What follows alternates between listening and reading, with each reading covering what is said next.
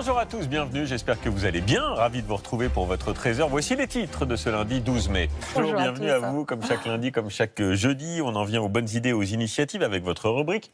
Alors aujourd'hui, vous nous emmenez près de Toulouse. C'est ça. Où l'on connaît les Toulousains. À Bérat, vous avez rencontré des joyeux retraités prêts à tout pour échapper à la maison de retraite, justement. Et oui, ils ont acheté une maison, une grande maison qui va vous faire rêver et qui s'appelle la Ménardière. Et ils en ont fait un habitat partagé. Alors jusque-là, vous allez me dire, on a déjà vu ça.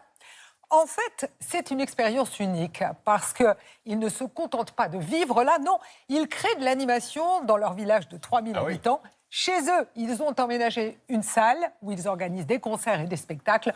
Lola Chavier et Justine Veil sont allés les voir à Bérat et je suis sûre que ça va vous donner des idées pour la retraite.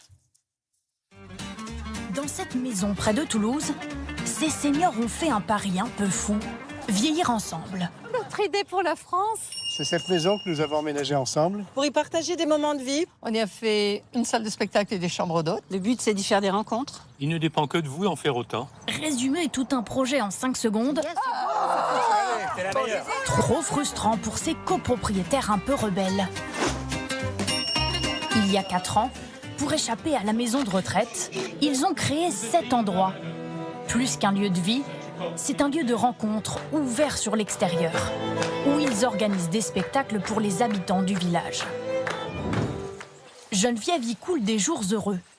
Hello. À la Ménardière, tout a été aménagé pour bien vieillir. Elle a bonne mine. Elle a très bonne mine.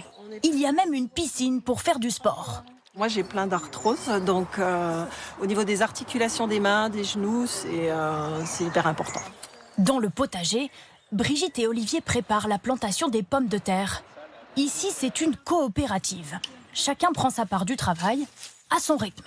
On s'est emmerdé pendant 40 ans avec un patron. Maintenant, on fait ce qu'on veut. C'est l'avantage de la retraite. De ne pas être là dans son fauteuil à attendre que tout le monde fasse les choses à sa place, c'est quand même plus agréable. On n'est pas des vieux schnocks à jeter à la poubelle. Ils sont 6 et ils ont mis leurs économies en commun pour acheter ce domaine et éviter la maison de retraite.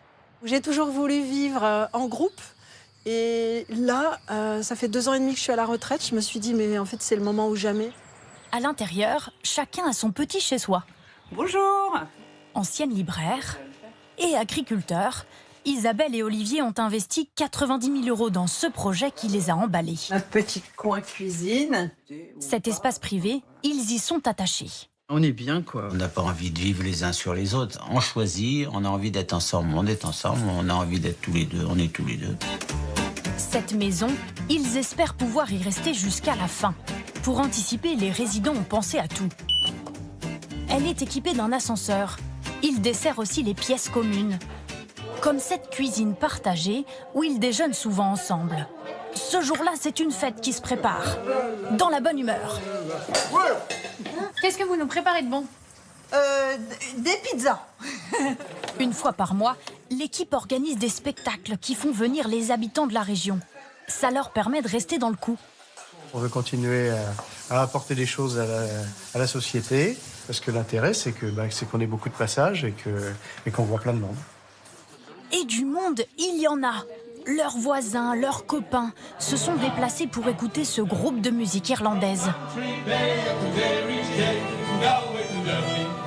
L'idée, c'est que le plus possible d'habitants de Bérat franchissent le portail qu'on laisse ouvert. Et preuve qu'il n'y a pas d'âge pour faire la fête, plus l'heure avance, plus l'ambiance monte. En milieu rural comme ça, il y a ce sentiment d'isolement, quoi. Et il faut le rompre, quoi. Il faut le rompre à tout prix. Bluffés par ces seniors un peu fêtards, le maire est leur premier supporter. C'est la preuve qu'il y a des retraités dynamiques qui sont capables de faire des choses insoupçonnées, qui relèvent de l'utopie, mais c'est de l'utopie réaliste.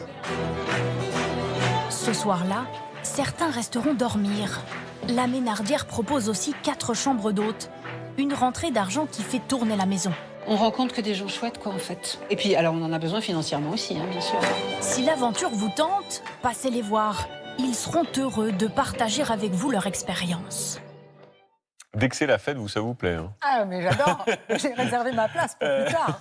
Moi, je veux bien y aller. Ils sont 6, c'est ça, hein, pour l'instant? Alors, pour l'instant, ils seront 6, mais ils seront bientôt une quinzaine. Dans le grand jardin que vous avez vu, 4 petites maisons vont bientôt sortir de terre. Donc, il y aura de la place. Les jeunes retraités qui font bouger les villages, c'est formidable et ils ne sont pas les seuls.